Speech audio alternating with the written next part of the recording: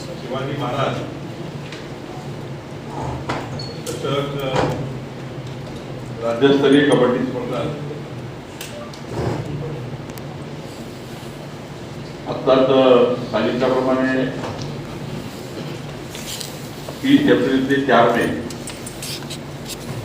या काळामध्ये नागपूरच्या सेवानंद विद्यालय आणि कोराडी महालक्ष्मी जगदंबेच्या ग्राउंडवर त्या ठिकाणी होते आहेत. माननीय दिवंगत अजितदादा असतानाच या कबड्डी स्पर्धा पहिल्यांदा राज्यस्तरीय कबड्डी स्पर्धा विदर्भात व्हाव्या अशी सूचना त्यांनी मला दिली होती. आणि मग माननीय सुनेत्रा पवारजी यांनी या स्पर्धेला मान्यता दिली.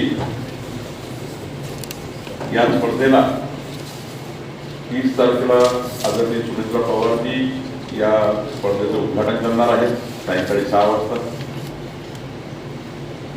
2 तारखेला केंद्रीय क्रीडा राज्यमंत्री रक्षा खडसेजी येणार आहेत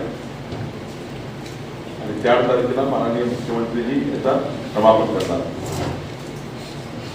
खरं तर नागपूरकरता विदर्भाकरता आपल्या सर्वांकरता अत्यंत अभिमानाची गोष्ट आहे की पहिल्यांदा ही स्पोर्ट राज्यस्तरीय स्पोर्ट ही नागपूरमध्ये होते आहे.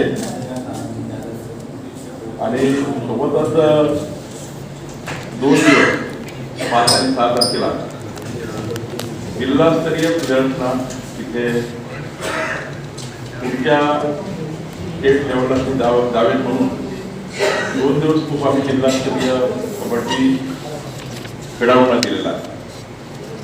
5 तारखे 6 तारखेला 2 दिवस जिल्ह्याचे सर्व प्लेयर्स जिल्ह्याच्या आपल्या जेवढ्या टीम्स आहेत त्या तिथे खेळणार आहेत. पण राज्यस्तरीय 30 ते 4 आहे.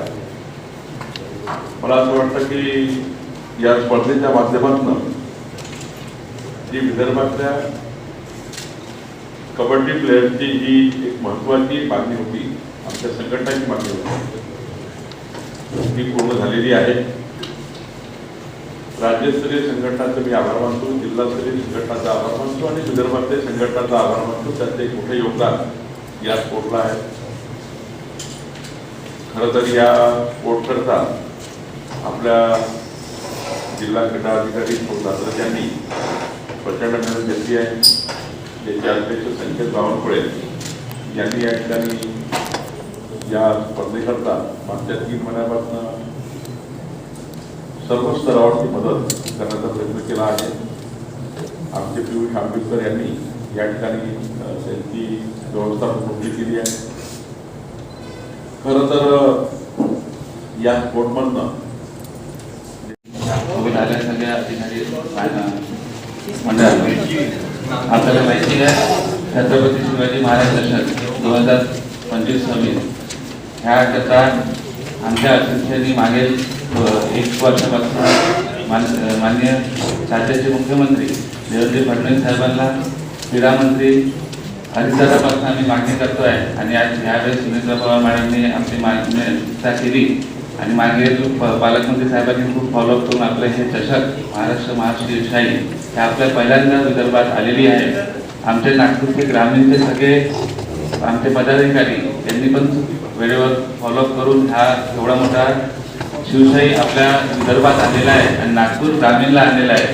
आपल्याला सांगू इच्छितो की मागील 3 वर्षापासून आम्ही नागपूर ग्रामीण हे नागपूर जिल्ह्यापासून वेगळं केलेलं आहे आणि बरंचसं आम्ही इथे ह्या ग्रामीणचे खेळाडू आपले बिचारे तितके चांगले खेळाडू ते मागे पडत होते. त्यांना आम्ही बरंचसं भर देऊन खूप लेवलला नॅशनलला नेलेलं आहे. आणि आपल्याला इथून येणारे समोरचे सगळे हे शिवशाहीमुळे आपले ग्रामीणचे लोक आणि पूर्ण प्लेयर्स नागपूर जिल्ह्यातले हे सगळे वरती जातील. मी मान्य क्रीडा अधिकाऱ्यांना विनंती करतो की त्यांनी आमच्या कार्यक्रमाची पार्श्वभूमी सांगावी. धन्यवाद सर. शिवछत्रपती शिवाजी महाराज चषक राज्यस्तरीय कबड्डी स्पर्धेच्या आयोजनाचा पूर्व आढावा करता आज आयोजित केलेल्या या प्रेस कॉन्फरन्समध्ये आमच्या स्पर्धा आयोजन समितीचे अध्यक्ष तसेच नागपूर जिल्ह्याचे पालकमंत्री माननीय बावनकुळे साहेब, त्याचप्रमाणे नागपूर कबड्डी असोसिएशनचे अध्यक्ष संकेतदादा बावनकुळे, विविध पदाधिकारी, माझे सहकारी आणि उपस्थित सर्व पत्रकार बंधू भगिनींनो, खऱ्या अर्थानं नागपूरकरांना हा दुग्ध शर्करा योग आहे किंवा खेळाचा कुंभमेळा आपल्याला म्हणता येईल. मला 1 वर्षापासून साहेब असतील किंवा संकेतदादा असतील किंवा नागपूर कबड्डी असोसिएशनचे सर्व पदाधिकारी असतील, या सर्वांचा इतका तगादा आणि पाठपुरावा होता की आपलं स्पर्धेचं अंदाजपत्रक जे आहे ते ऑगस्ट 2025 रोजीच शासनाला हे सादर केलेलं होतं. परंतु महाराष्ट्र राज्याच्या क्रीडा विभागामार्फत 4 ज्या मानापानाच्या स्पर्धा घेतल्या जातात त्यातली एकमेव क्रीडा स्पर्धा आहे जिला शिवछत्रपती शिवाजी महाराज चषक कबड्डी स्पर्धा असं नाव देण्यात आलेलं आहे. या स्पर्धेचं आयोजन आतापर्यंत मराठवाडा, पश्चिम महाराष्ट्र या ठिकाणीच होत आलं आणि ते आपल्याकडे खेचून आणण्यामध्ये सगळ्यात सिंहाचा वाटा म्हणजे आपले पालकमंत्री महोदय यांचा आहे आणि आम्ही अधिकारी नशिबान समजतो की या आयोजनाचा आम्हाला एक भाग होत आहे.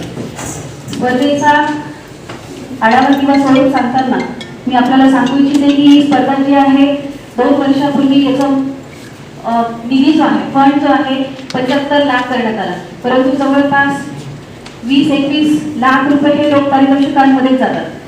मग खेळाडू जो सहभागी होतो संघामध्ये या प्रत्येक खेळाडूला रोख पारितोषिक देण्यात येते.